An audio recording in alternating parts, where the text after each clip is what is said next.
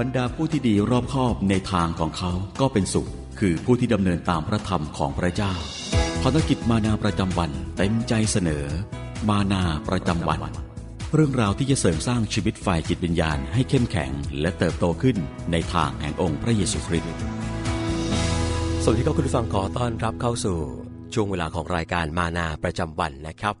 สร้างสรรค์และผลิตรายการโดยพันธกิจมานาประจำวันและผมสันทัศน์รับหน้าที่ดำเนินรายการเช่นเคยนะครับวันนี้เราพบกันประจำวันเสาร์ที่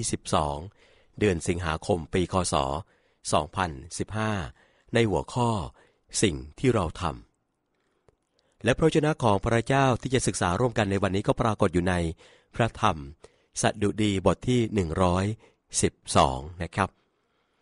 พระธรรมสดุดีบทที่112ก็ได้ปรากฏเรื่องราวแล้วก็เนื้อหาทั้งหมดดังต่อไปนี้ว่า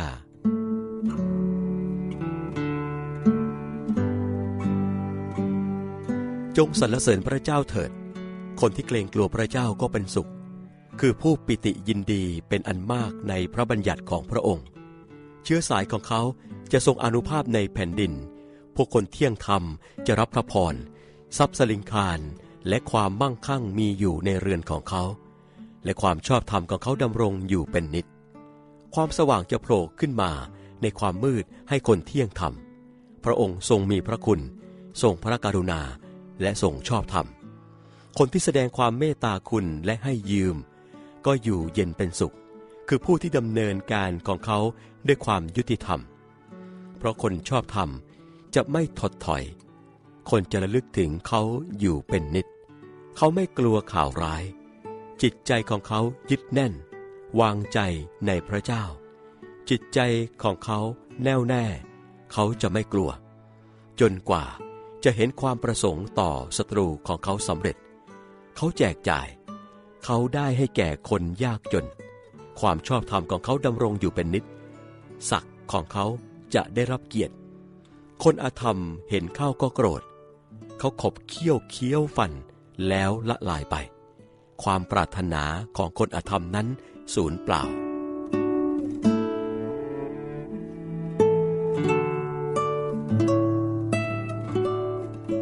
และทั้งหมดนี้ก็คือเรื่องราวแล้วก็เนื้อหาจากพระวจนะของพระเจ้านะครับซึ่งก็ปรากฏอยู่ในพระธรรมสดุดีบทที่112นะครับศึกษาร่วมกันกับรายการมานาประจำวันสำหรับวันนี้ในหัวข้อสิ่งที่เราทำ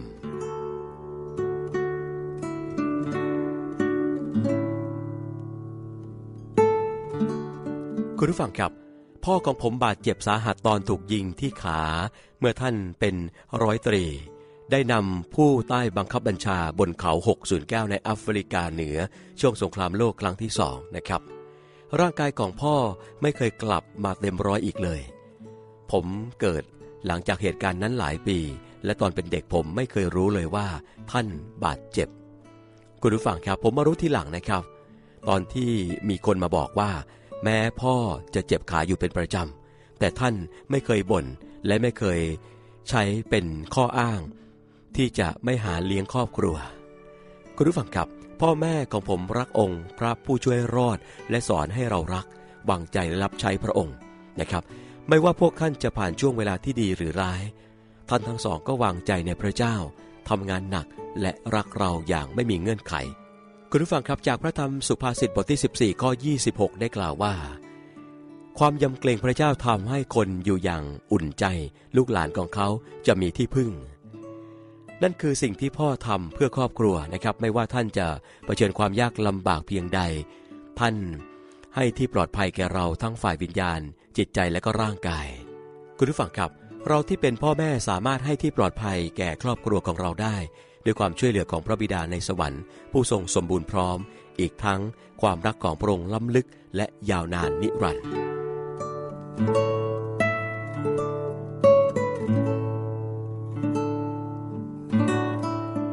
คุณผู้ฟังครับลองพิจารณาดูนะครับว่าพระเจ้าทรงเป็นพระบิดาสำหรับคุณอย่างไรคุณจะถวายเกียรติแด่พระองค์อย่างไรภารกิจมานาประจำวันร่วมกับคริสตจักรพระกิตติคุณสมบูรณ์หัวหินขอเชิญเพื่อนพ้องน้องพี่ทั้งแฟนพันธุ์แท้แฟ นคลับและสมาชิกมานาประจำวันทุกท่านทั้งใกล้และไกลมาร่วมกันพบปะสังสรรค์สามัคคีธรรมและเสริมสร้างชีวิตฝ่ายวิญญาณในงานมานาสัญจรที่อำเภอหัวหินจังหวัดประจวบคีรีขันธ์พบกับเพื่อนๆทีมงานและผู้อำนวยการพันธกิจมานาประจำวันอาจารย์นิติเชษฐ์สดุดีวงศ์นำถ้อยคำมาหนุนใจส่งความห่วงใยกันถึงที่ด้วยบรรยากาศอบอุ่นสุขยินดีงานมานาสัญจรจัดที่คริสตจักรพระกิตติคุณสมบูรณ์หัวหินอำเภอหัวหินจังหวัดประจวบคีรีขันธ์วันศุกร์ที่ 28 สิงหาคม 2015 นี้ตั้งแต่เวลา 18:30 น.ถึง 21:00 น.หากสนใจเข้าร่วมงานอย่ารอนานต้องรีบโทรมาตอนนี้ยกโทรศัพท์แล้วกดเบอร์มาทันที 088-757-0169 แล้วพบกันนะครับคุณผู้ฟังกำลังติดตามรับฟังรายการมานาประจำวันอยู่ในขณะนี้นะครับถ้าคุณผู้ฟังท่านใดมีข้อสงสัยหรือมีคำถามเพิ่มเติมต้องการจะสอบถามนะครับก็สามารถส่งคำถามติดต่อมายังทีมงานของเราได้นะครับหรือสนใจสมัครเข้าร่วมเป็นสมาชิกกับพันธกิจมานาประจำวันเพื่อติดต่อขอรับหนังสือคู่มือเฝ้าเดี่ยวมานาประจำวันและก็รวมไปถึงต้องการอยากจะนำรายการมานาประจำวันไปเปิดออกอากาศผ่านทางสถานีวิทยุหรือเปิดเป็นเสียงตามสายก็ดีนะครับก็แจ้งความประสงค์กันเข้ามาและทั้งหมดนี้นะครับไม่มีค่าใช้จ่ายใดๆทั้งสิ้นนะครับทั้งหมดนี้ไม่มีค่าใช้จ่ายใดๆทั้งสิ้นติดต่อผ่านช่องทางดังต่อไปนี้นะครับจดหมายหรือไปรษณียบัตรจ่าหน้าซองส่งถึงพันธกิจมานาประจำวันตู้ปน35ปนฝหัวหมากกรุงเทพ10243ผ่านทางโทรศัพท์นะครับติดต่อได้ที่หมายเลข02-718-5166-7และเว็บไซต์นะครับที่ www.thaiodb.org มาถึงในช่วงสุดท้ายของรายการก่อนจากกันไปนะครับข้อคิดสำหรับวันนี้ได้กล่าวว่าความรักของพระบิดาไม่มีสิ้นสุดและทั้งหมดนี้ก็คือรายการมานาประจำวันสร้างสรรค์และผลิตรายการโดยพันธกิจมานาประจำวันและผมสันทัศน์พร้อมกับทีมงานล่ำลากันไปก่อนนะครับพบกันใหม่กับรายการมานาประจำวันในโอกาสครั้งต่อไปสำหรับวันนี้ขอพระเจ้าทรงอวยพระพรสวัสดีครับรักเธอไม่มีวันหมดรักเธอไม่มีวันจบรักนิรันดร์ไม่มีวันสูญหายไปจากเราจะมานมัสการด้วยรักเธอในวิญญาณเพราะว่ารักของเรากับพระบิดาไม่มีวันจบสิ้นไปขออยู่กับพระองค์ทุกวันขอฝันถึงพระองค์ทุกคืนให้ทุกวันคืนนมัส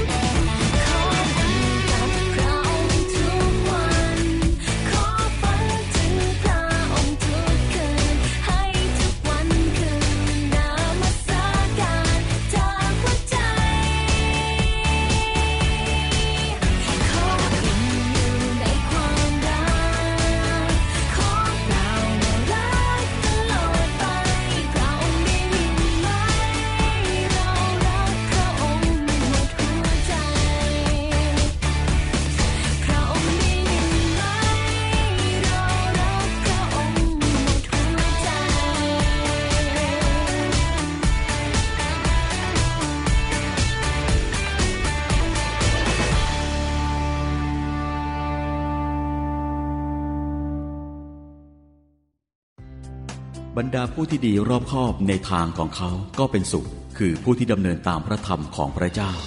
ภารกิจมานาประจำวันเต็มใจเสนอมานาประจำวันเรื่องราวที่จะเสริมสร้างชีวิตฝ่ายจิตวิญญาณให้เข้มแข็งและเติบโตขึ้นในทางแห่งองค์พระเยซูคริสต์สวัสดีครับคุณผู้ฟังขอต้อนรับเข้าสู่ช่วงเวลาของรายการมานาประจำวันนะครับสร้างสรรค์และผลิตรายการโดยพันธกิจมานาประจำวันและผมสันทัศน์รับหน้าที่ดำเนินรายการเช่นเคยนะครับวันนี้เราพบกันประจำวันเสาร์ที่22เดือนสิงหาคมปีคศ2015ในหัวข้อสิ่งที่เราทำและพระวจนะของพระเจ้าที่จะศึกษาร่วมกันในวันนี้ก็ปรากฏอยู่ในพระธรรมสดุดีบทที่112นะครับพระธรรมสดุดีบทที่112ก็ได้ปรากฏเรื่องราวแล้วก็เนื้อหาทั้งหมดดังต่อไปนี้ว่า